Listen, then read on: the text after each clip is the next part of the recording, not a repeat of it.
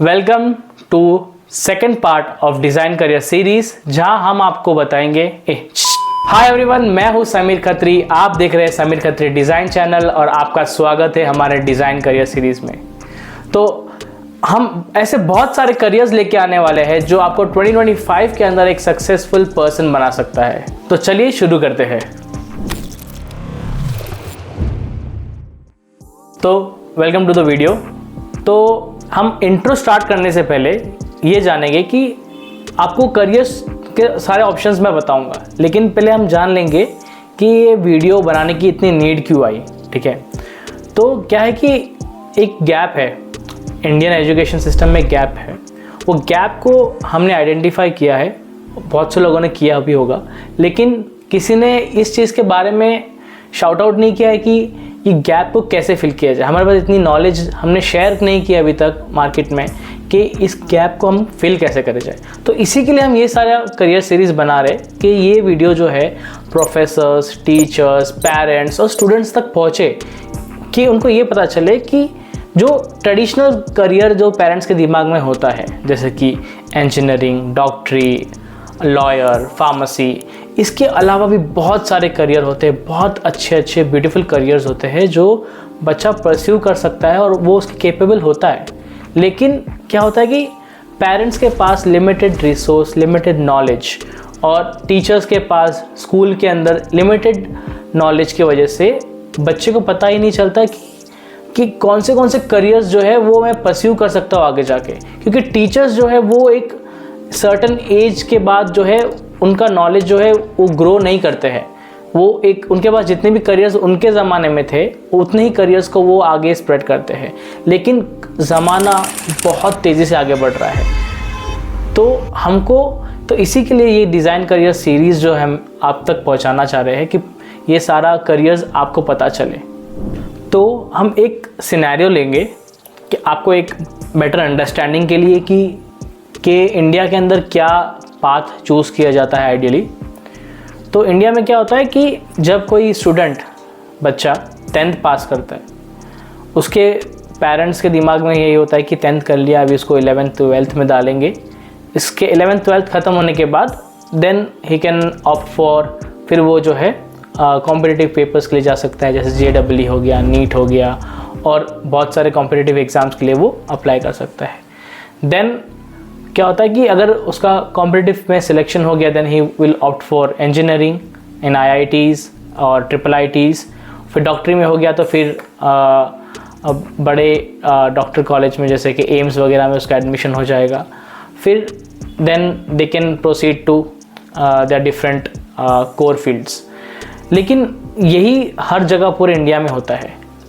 India में 2024 के अंदर नियर अबाउट 16 मिलियन स्टूडेंट्स ने जो है 12th स्टैंडर्ड दिया था। तो क्यों इतने सारे बच्चे लोग जो है इंजीनियरिंग के रूट में जा रहे हैं? क्या वो एक बोलते ना भीड़ में खो जा रहे हैं, अपना स्किल्स नहीं देख पा रहे हैं? तो क्यों एक ही पाथ में सब लोग घुस रहे हैं? क्यों अपने से अलग से कोई पाथ उनको नज़र नहीं आ रहा है?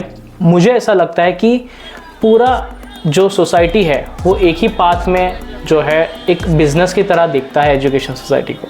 तो इसी के लिए सारे बच्चे लोग वही रास्ते में जा रहे हैं, क्योंकि एडवर्टाइजमेंट के थ्रू और बहुत सारे मीडियम्स के थ्रू ये चीज़ को प्रमोट किया जाता है कि मेरा बेटा जो है AIR 1 आया है, फिर इंजीनियरिंग किया है। तो पेरेंट्स क्या बोलते हैं कि हाँ देखो वो उसने भी किया है तो आप भी करो, तो आप भी जो है आपका फ़ोटो भी आएगा बोर्ड पे एंड ऑल दोज थिंग्स। ये रूट ना लेते हुए आपको ये देखना है, शायद आप पेरेंट हो, टीचर हो या स्टूडेंट हो, सबके लिए है कि आपको ये देखना है कि आपका जो है स्किल्स किस में है, आपको क्या चीज़ करना अच्छा लगता है। ठीक है, अगर आपको ऐसी चीज़ करने भेज दिया जाएगा जिसमें आपको अच्छा नहीं लगता है तो आप डेफिनेटली उसमें ग्रो नहीं कर पाओगे। आपको वो चीज़ करने तो आ जाएगी, लेकिन आप उसमें जो है खुश नहीं रह पाओगे कभी भी। तो इसी तरह से आज का जॉब मार्केट भी है। मैं जॉब कर रहा हूँ तो मैं सिनेरियो बता रहा हूँ कि जॉब में ऐसे बहुत सारे लोग हैं जो जॉब कर रहे हैं, बहुत अच्छी जॉब कर रहे हैं, लेकिन वो हैप्पी नहीं है अपने जॉब के अंदर। उनको ऐसा लगता है कि जॉब मैं बस खाली सर्वाइवल के लिए कर रहा हूँ, नहीं तो फिर मुझे करने की कोई ज़रूरत ही नहीं है। तो आपका बेटा या फिर आपका स्टूडेंट कहीं पे ऐसे जाके फंस ना जाए, इसके लिए जो है क्या होता है कि आपको जानना ज़रूरी होता है कि 10th के बाद क्या क्या ऑप्शंस हो सकते हैं। आप अपने टीचर से पूछिए, प्रिंसिपल्स को पूछिए, और करियर काउंसलर्स होते हैं बहुत सारे, उनके पास जाके पूछिए कि मेरे बेटे ने इतना इतना स्कोर किया है, इसके लिए क्या क्या जो है ऑप्शन अवेलेबल है मार्केट के अंदर। तो कुछ ऑप्शंस मैं आपको बता सकता हूँ, जैसे कि 10th के बाद जो है आप पॉलीटेक्निक इंजीनियरिंग लाइन में जा सकते हैं, या फिर आप डिप्लोमा कोर्सेज कर सकते हैं, या फिर आप ITI में जा सकते हैं, या फिर आप साइंस, आर्ट्स और कॉमर्स के फील्ड्स में जा सकते हैं। इन सारे करियर ऑप्शंस को भी सिलेक्ट करना अच्छी बात होती है, देखना अच्छी बात होती है। एक ही करियर में जाने से बेटर है कि आप सर्च कीजिए आपके बच्चे के लिए कौन सा करियर बेस्ट होगा, या फिर उसको डिसाइड करने दीजिए कि उसको किस करियर में जाना है, और उसको पूछिए कि आपको इस करियर में क्यों जाना है करके। क्या कोई किसी के बहकावे में वो करियर में जा रहा है, मतलब कोई फ्रेंड वो करियर चूज़ कर रहा है तो उसके पीछे पीछे जा रहा है, या फिर जेन्युइनली उसको कुछ चीज़ में इंटरेस्ट है इसके लिए वो करियर में जाना चाहता है। तो ये जानना आपके लिए ज़रूरी है, क्योंकि आप जो है इसके अंदर पैसा डालोगे, बहुत पैसा डालोगे, क्योंकि अभी ये 1-2 साल की बात नहीं है। आप 10th करोगे, 11th करोगे, 12th करोगे, फिर वो इंजीनियरिंग करेगा, डॉक्टरी बनेगा, तो बहुत सारा खर्चा आने वाला है आगे। इससे बेटर है कि अभी बता दीजिए कि क्या करेगा, क्योंकि मार्केट में बहुत सारे लोग ने इंजीनियरिंग करके रखी है, लेकिन वो पढ़ाई किसी और चीज़ में करियर है, लेकिन करियर कोई और चीज़ में बना रहे हैं अभी फ़िलहाल। हमेशा मोस्ट ऑफ द केसेस में आपको यही मिलेगा। जेन्युइन केसेस ऐसे होते हैं जो स्टार्टिंग से, स्क्रैच से जो है लोग जो है एकदम पैशनेट रहते हैं अपने करियर के बारे में कि मुझे यही बनना है, फिक्स रहते हैं। स्टूडेंट्स भी मम्मी को बोलते हैं, पेरेंट्स को बोलते हैं कि मुझे ये बनना है, तो प्लीज़ उनको बनने दीजिए, क्योंकि वो ज़िंदगी में हमेशा उस चीज़ में खुश रहेंगे करने के लिए। तो दैट्स इट। और हम देखते हैं कि कौन से करियर्स हो सकते हैं इसके बाद। तो आते हैं मेन मुद्दे पे कि हम इस पूरे करियर सीरीज़ में क्या सीखने वाले हैं। ठीक है, मेरे को लगता है कि आप समझ गए होंगे ये वीडियो हम क्यों बना रहे हैं, ये सीरीज़ हम क्यों बना रहे हैं। ठीक है, आगे बहुत मज़ा आने वाला है कि मैंने क्या किया, पूरी डिज़ाइन इंडस्ट्री को 20 कैटेगरीज के अंदर डिवाइड कर दिया हूँ, और एक बोनस कैटेगरी भी हमारे पास है।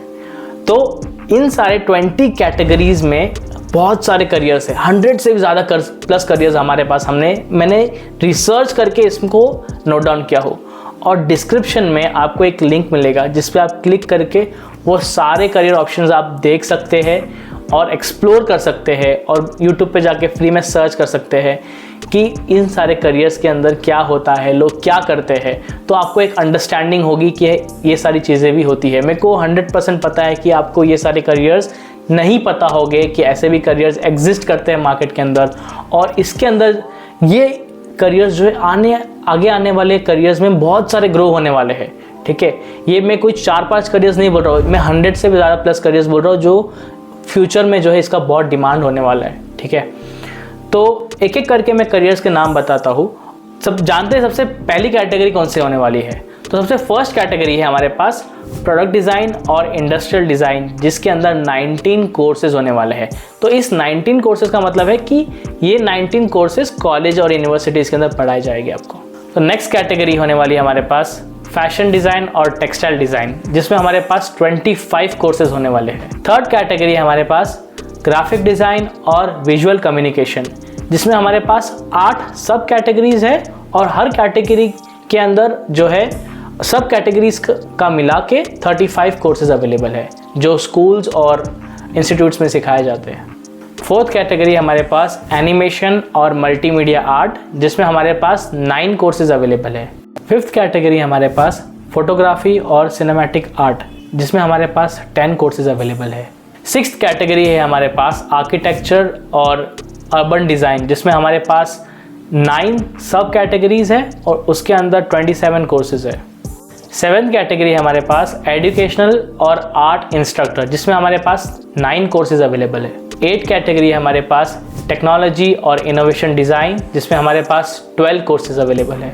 9th कैटेगरी हमारे पास क्राफ्ट डिज़ाइन, जिसमें हमारे पास 12 कोर्सेज अवेलेबल है। 10th कैटेगरी हमारे पास इंटीरियर डिज़ाइन और स्पैचुअल डिज़ाइन, जिसमें हमारे पास 13 सब कैटेगरीज और 39 कोर्सेज अवेलेबल है। 11th कैटेगरी है हमारे पास social impact and design for good, जिसमें हमारे पास 9 कोर्सेज अवेलेबल है। 12th कैटेगरी हमारे पास क्रिएटिव डायरेक्शन, जिसमें हमारे पास 6 कोर्सेज अवेलेबल है। 13th कैटेगरी हमारे पास साउंड डिज़ाइन और म्यूज़िक डिज़ाइन, जिसमें हमारे पास 7 कोर्सेज अवेलेबल है। 14th कैटेगरी हमारे पास गेम डिज़ाइन और इंटरैक्टिव मीडिया, जिसमें हमारे पास 9 कोर्सेज अवेलेबल है। 15th कैटेगरी हमारे पास research and strategy in design, जिसमें हमारे पास 6 कोर्सेज अवेलेबल है। 16th कैटेगरी हमारे पास इलस्ट्रेशन एंड कंसेप्ट आर्ट, जिसमें हमारे पास 7 कोर्सेज अवेलेबल है। 17th कैटेगरी हमारे पास सस्टेनेबल एंड इको डिज़ाइन, जिसमें हमारे पास 8 कोर्सेज अवेलेबल है। 18th कैटेगरी हमारे पास मार्केटिंग एंड एडवर्टाइजमेंट डिज़ाइन, जिसमें हमारे पास 6 कोर्सेज अवेलेबल है। 19th कैटेगरी हमारे पास कल्चरल एंड हिस्टोरिकल डिज़ाइन, जिसमें हमारे पास 6 कोर्सेज अवेलेबल है। लास्ट और फाइनल कैटेगरी है हमारे पास आर्ट्स और फाइन आर्ट्स, जिसमें हमारे पास 30 कोर्सेज अवेलेबल है। तो ये हो गए हमारे 20 कैटेगरीज ख़त्म, और एक बोनस कैटेगरी है, वो है अदर्स की कैटेगरी। तो एक अदर्स एक ऐसा जोन है जो नए करियर्स आने वाले हैं, नई कैटेगरीज बनेगी आगे जाके, तो वो सारे अदर्स के अंदर आते हैं। और आज भी बहुत सारी ऐसी एग्जिस्टिंग डिज़ाइन होती है जिसके बारे में कॉलेजेस में नहीं पढ़ाया जाता है, लेकिन उसके बारे में आप बाहर जो है एक सर्टिफिकेशन कोर्सेज वगैरह कर सकते हैं, जैसे मेहंदी हो गया, और ऐसे बहुत सारे ट्रेडिशनल डिज़ाइन कोर्सेज होते हैं जो आपको सिखाए नहीं जाते, लेकिन उसके लिए आपको छोटे मोटे सर्टिफिकेशन कोर्सेज मिल जाते हैं। और मैंने एक लिंक दिया हो डिस्क्रिप्शन में, जिस पे आप पे क्लिक करके पूरे सारे करियर का मैप देख सकते हैं, और आप सारे करियर्स को आप अच्छे से समझ सकते हैं क्या होने वाला है उस करियर के अंदर, कि कैसे वो पाथ होगा। 10th के बाद जा सकता हो कि नहीं, 12th के बाद जा सकता हो कि नहीं, इंजीनियरिंग के बाद जा सकता हो कि नहीं। तो ऐसे सारा पाथ उसमें हमने डिफ़ाइन करके रखा है। और हम क्या करेंगे पता है, अच्छा आपने सारे करियर्स देख लिए, फिर क्या, तो हमने क्या किया है कि एक्सपर्ट्स जो इस करियर के अंदर सक्सेसफुल है, उनका हम जर्नी देखेंगे कि उन लोग ने 10th के बाद ऐसा क्या लिया कि उन लोग आज इतने बड़े एक्सपर्ट्स हो चुके। 10th के बाद उन्होंने क्या क्या डिसीजन लिए, 12th किया है, इंजीनियरिंग किया है, क्या क्या किया है। तो बहुत मज़ा आने वाला है, उनकी स्टोरीज हम सुनेंगे और उन लोग यहाँ तक कैसे पहुँचे हैं, ताकि आप अगर आप सोच रहे हो कि मैं तो अभी आज ये स्टेज पे हूँ तो मुझे आगे बढ़ना है, तो मैं कैसे बढ़ूँगा करके, तो आपको भी एक मोटिवेशन मिलेगा कि ऐसे मेरे जैसे भी बहुत सारे अलग लोग हैं। सिर्फ आप ही नहीं है कि सिर्फ आप ही फंस गए हैं इस ट्रैप के अंदर, बहुत सारे लोग हैं इस ट्रैप में फंसे हुए थे, जो उन्होंने अपना फाइट मार के इस ट्रैप से बाहर निकला है।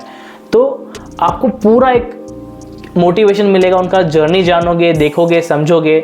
हम उनके साथ 1-on-1 इंटरेक्ट करेंगे, क्वेश्चंस पूछेंगे और उनकी सैलरीज पूछेंगे, हम बहुत सारी चीज़ें पूछेंगे।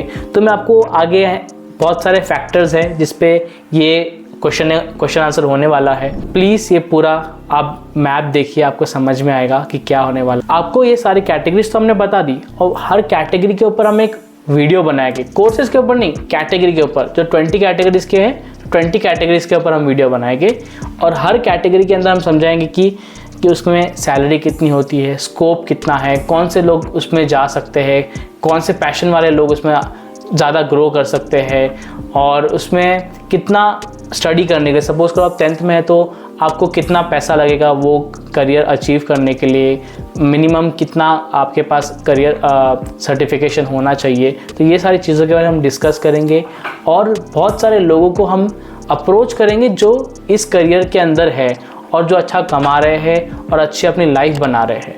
तो बस यही था हमारा इंट्रोडक्शन वीडियो। तो मिलते हैं आपको नेक्स्ट वीडियो में, जहां हम देखेंगे कि कौन से फैक्टर्स पे हमने जो है वो कैटेगरीज को डिफ़ाइन किया है। तो see you in the next video, bye.